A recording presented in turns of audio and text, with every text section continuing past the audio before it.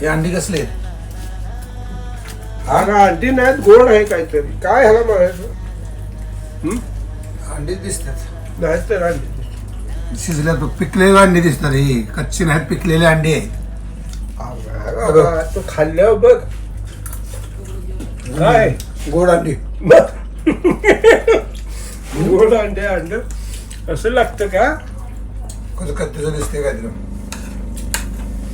ते आपल्याकडं काय म्हणते ती गुलाबजामुन नाही, गुलाबजामुन वेगळे असतं ना. गुलाबजाम हे साखरच केलं नाही आणि नुसत्या दुधाच आहे. त्याला काय म्हणतात तुम्ही? गुलाबजाम रसगुल्ला. रसगुल्ला.